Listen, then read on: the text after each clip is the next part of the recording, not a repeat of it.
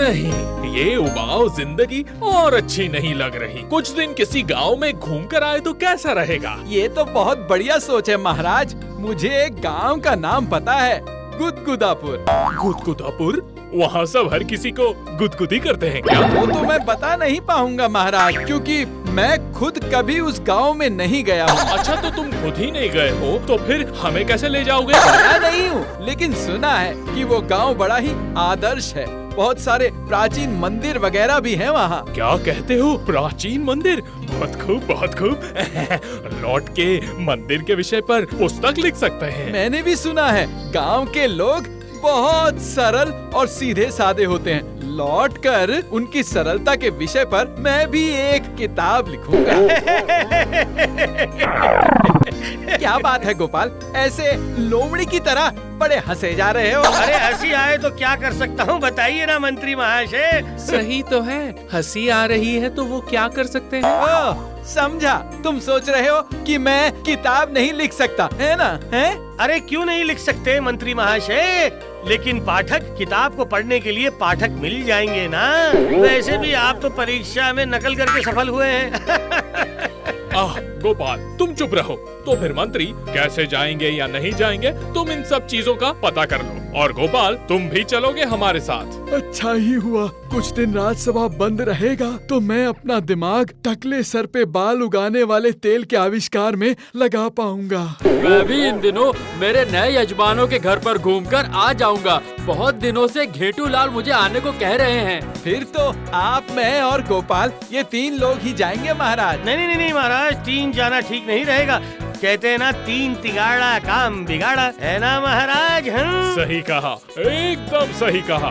क्या हुआ सभा कवि, तुम भी चलना चाहोगे?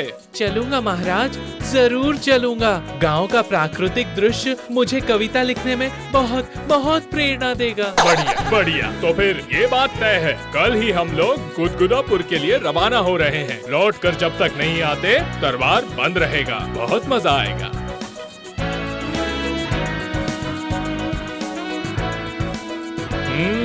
सभी लोग आ गए हैं तो फिर रवाना होते हैं। मंत्री मंत्री, तुम मेरा ये झोला पकड़ो तो। अरे महाराज, मैं? तुम क्यों? मेरा झोला पकड़ोगे तो तुम्हारी बेइज्जती हो जाएगी क्या? नहीं महाराज, ऐसा नहीं है। वैसे भी आपका झोला उठाना तो सौभाग्य की बात है। सही कहा मंत्री महाशय, एकदम सही कहा।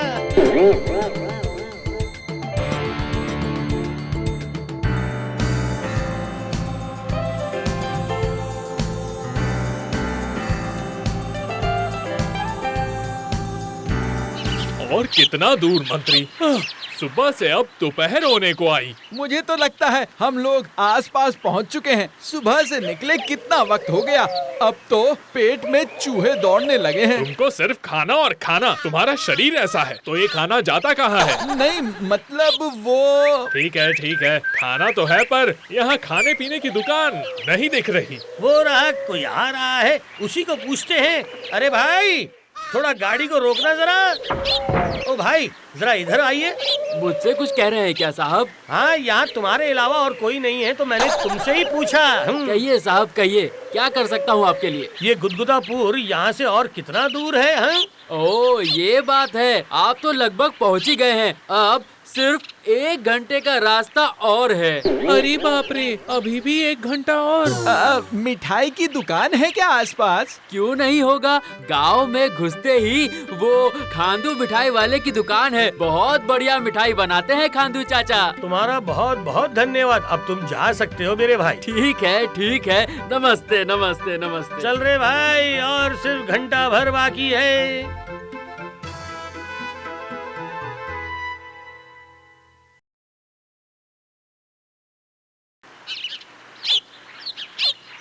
रुको भाई, रुको। ये खांदू मिठाई वाले की दुकान शायद यही है।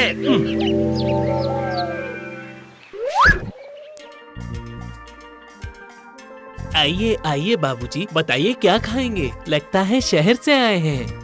गांव के ताजे छेने से बनी मिठाई खाएंगे क्या बाबूजी? ताजे छेने से बनी मिठाई बोल रहे हो? ताजा मतलब खादू मिठाई वाला कभी बासी छेने से मिठाई नहीं बनाता है। हाँ, दूर गांव के लोग भी मेरी दुकान से रसगुल्ले ले जाते हैं। नहीं, मैं वो नहीं कह रहा था। अच्छा चलो 4 मिठाई लाओ। सिर्फ 4 महाराज? हाँ 4। हाँ यही तो। ताज़ा छेने से बने रसगुल्ले ज्यादा खाओगे तो हजम नहीं कर पाओगे, पेट खराब हो जाएगा। हमारा गुदगुदापुर का प्राचीन मंदिर का दर्शन फिर नहीं हो पाएगा। महाराज ऐसा कुछ कहा ना तुमने? नहीं, मतलब उनका नाम राजा है, इसलिए मैं राजा भैया बुलाता हूँ।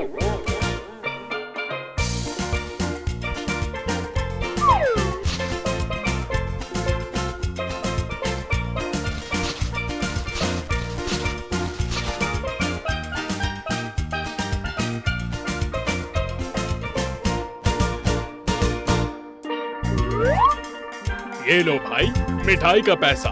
ओ हाँ अच्छी बात है, यहाँ पर पुराना मंदिर है क्या कहीं? क्यों नहीं होगा बाबूजी, यहाँ से 1 मील दूर जंगल है और उस जंगल के अंदर बहुत पुराना मंदिर है। कितना पुराना है वो तो मैं ठीक बता नहीं पाऊंगा, लेकिन गांव के लोगों की धारणा है लगभग 220 साल पुराना है। हे भगवान, 220 साल पुराना! अरे बाप रे, सोचते ही मेरे रोंगटे खड़े हो गए। सिर्फ मंदिर ही नहीं, सुना है उस मंदिर में एक तांत्रिक महाराज भी है। तांत्रिक ठाकुर? चापालिक तो नहीं है? वो तो नहीं बता पाऊंगा बाबूजी, लोगों के मुंह से सुना है। अच्छा ही हुआ, पुराने मंदिर के साथ तांत्रिक महाराज का दर्शन हो जाएगा। चलो चलो जल्दी चलते हैं।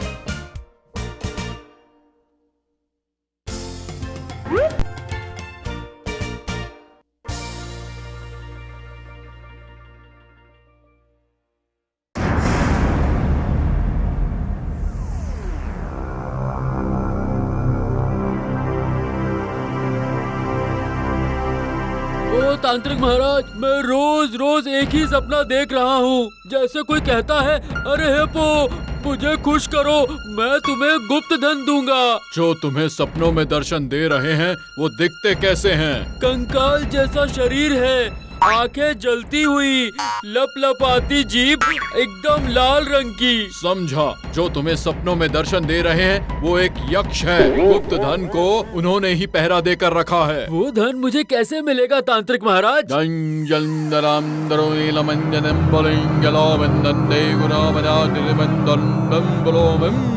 गुप्त धन मिलेगा, पर उसके लिए तुमको एक बहुत ही मुश्किल काम करना पड़ेगा। गुप्त धन पाने के लिए मैं सब कुछ कर सकता हूँ तांत्रिक महाराज, आप सिर्फ बताइए मुझे क्या करना पड़ेगा। खून चाहिए, राजवंशी खून चाहिए, समझे? राजवंशी खून से ही यक्ष को तुष्ट करना पड़ेगा। राजवंशी खून वो कहाँ से लाऊंगा? राजवंशी खून के बिना यक्ष तृप्त नहीं हो पाएंगे। तृप्त नहीं हो पाएंगे तो फिर मुझे गुप्त धन नहीं मिलेगा शायद। लेकिन आज छोड़ने वाला इंसान तो मैं हूँ नहीं, देखता हूँ क्या कर सकता हूँ।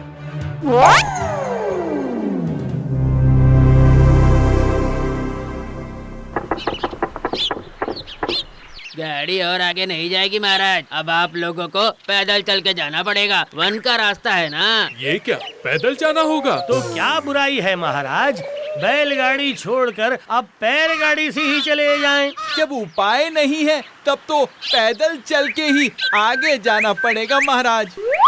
वाह, कितना सुंदर प्राकृतिक दृश्य है, कविता लिखने के लिए उपयुक्त परिवेश है। कविता को सोच के रखिए दिमाग में, बाद में किताब में लिख लीजिएगा। अभी चलिए जरा।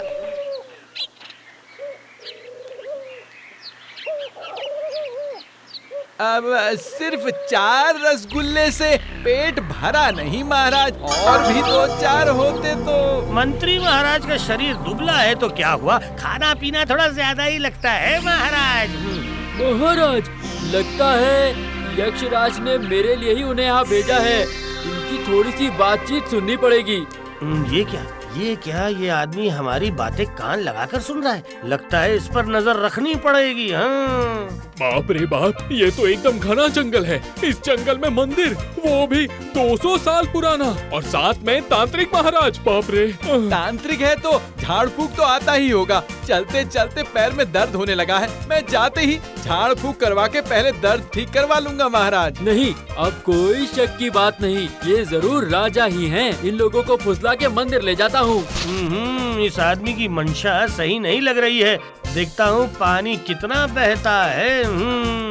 जी बाबू लोग, मुझे लगता है शहर से आ रहे हैं आप लोग। अरे बाबा, जबरदस्ती जान पहचान करने की कोशिश कर रहा है। इसकी मंशा क्या है? हाँ, हम लोग कृष्णनगर से आ रहे हैं। ये हैं महाराज कृष्णचंद्र। और ये है इनके महामंत्री। जैसा मैंने सोचा था, ये राजा तो मुझे गुप्त धन दिलवाने ही आया है। प्रणाम महाराज। तुम्हें देखकर तो लगता है यहीं के रहने वाले हो। लगता है मतलब, मैं तो गुदगुदापुर गांव का ही हूँ। फिर तो तुम जरूर वो 220 साल के मंदिर के बारे में जानते होंगे। जानता हूँ मतलब मंत्री महाशय, मैं तो वहीं से लौट रहा हूँ। तो फिर चलिए हमारे पथ प्रदर्शक बन जाइए। कौन सा दशक बोला आपने? मैं ये पूछ रहा था कि क्या तुम हमें सही सलामत उस मंदिर में पहुंचा पाओगे? क्यों नहीं ले जा पाऊंगा, ये तो मेरा सौभाग्य है। चलिए चलिए चलिए।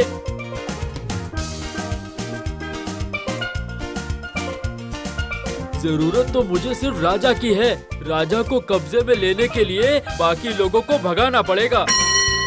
हम लोग लगभग पहुंच चुके हैं। इसी रास्ते से आप लोग आगे बढ़िए, मैं थोड़ा ये करके आता हूँ।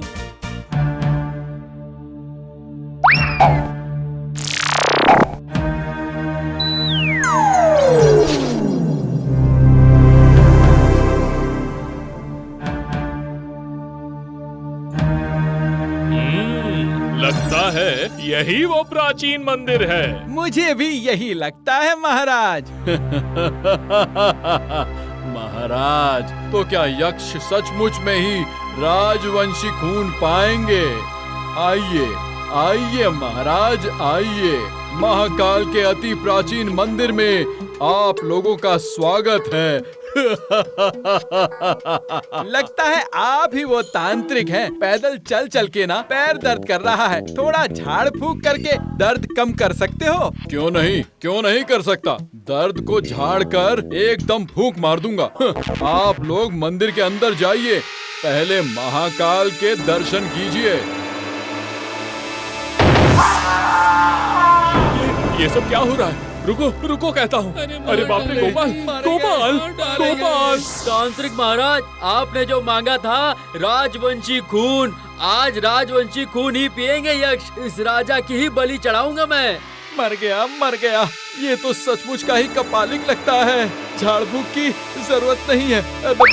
चाचा, खुद की जान बचाओ। चाचा, अरे हेपो, उस झिंगुर मंत्री को पकड़ो, मारो उसे, बच के भाग न पाए।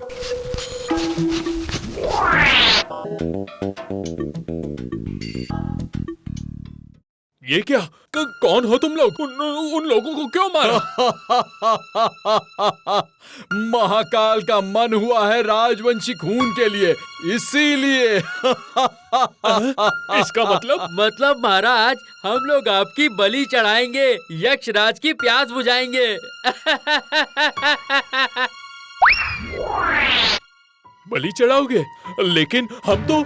लेकिन छोड़ दीजिए, तैयार हो जाइए खुद की बलि देने के लिए। तांत्रिक महाराज, कैसी बलि मुसीबत देने के लिए में फंस गए। तैयार हो जाइए। अब महाकाल का निर्देश लेना पड़ेगा।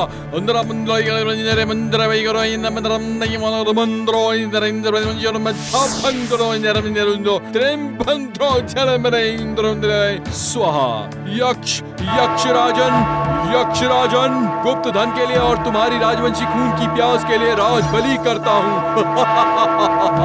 ओहो, ये बदतमीज ने ऐसी चोट पहुंचाई है ना, सर अभी भी घूम रहा है। ये क्या? ये महाराज की बलि चढ़ाएगा? ओ कवि महाशय, कौन? कहाँ हूँ मैं? कहाँ हूँ? अरे आहिस्ता आहिस्ता, यमपुरी में, वो देखिए। ये क्या? नरबली? अरे बाप रे, वो भी महाराज की। वो कैसे भी करके महाराज को बचाना पड़ेगा। वो लोग अभी पूजा अर्चना कर रहे हैं। क्या करूं अब, क्या करूं? अरे ततैया का छत्ता है ना। हाँ ठीक है, इसी से हो जाएगा।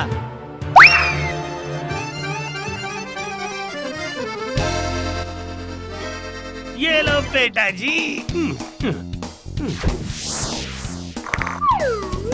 अरे अरे बाप रे, अरे क्या होगा? राजवंशी खून का क्या होगा तांत्रिक महाराज? आज वंशी खून यहाँ खुद का खून निकलने वाला है। दादाजी मर गया रे, मर गया। अरे वाह, बचा लिया गोपाल। चलो भाग चलते हैं यहाँ से। सही कह रहे हो गोपाल, यहाँ से इसी वक्त चल पड़ते हैं। चलने से बिल्कुल काम नहीं चलेगा। कवि महाशय, हमें यहाँ से भागना पड़ेगा इसी वक्त। अरे दादाजी मर गया, बचाओ। कितना अद्भुत था, नरबली, वो भी मेरी। अरे बाप रे। नहीं नहीं, नरबली के विषय पर कविता नहीं सूझ रही है। मंत्री की बातों में आकर गुदगुदापुर में आके जान से ही हाथ धोना पड़ रहा था। लेकिन महाराज, मंत्री महाशय है कहाँ पे? जहन्नुम में जाए। राजवंशी खून के बदले मंत्री के खून से ही महाकाल की पूजा करने दो। चलो चलो, गाड़ी में बैठो, गाड़ी में बैठो। अब मुझे छोड़ के मत जाइए महाराज। अच्छा जी, तुम यहाँ छुपे हुए थे, मंत्री बने हो। तुम्हारी मंत्रीगिरी मैं दूर करता हूँ। राजा को बचाना तो दूर, खुद को बचाने के लिए भाग खड़े हुए। जी महाराज, आपको बचाने के लिए ही मैंने गांव में लोगों को बुलाने के लिए दौड़ लगाई थी, लेकिन एक भी आदमी ढूंढ नहीं पाया। अभी ढूंढवाता हूँ। गोपाल, बोलिए महाराज। दोनों बैलों का भूसा गाड़ी में है ना? हाँ महाराज, भूसा है उनके लिए। लेके आओ।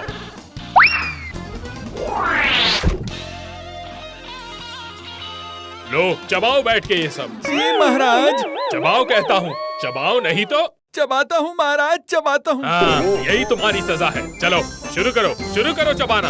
वाह वाह वाह वाह वाह, बढ़िया बढ़िया। राजघर के बैलों का खाना खादू मिठाई वाले के रसगुल्ले को भी हरा देगा। क्या कहते हो मंत्री महाशय? For more updates, subscribe to our channel, click the show links and enjoy watching the videos.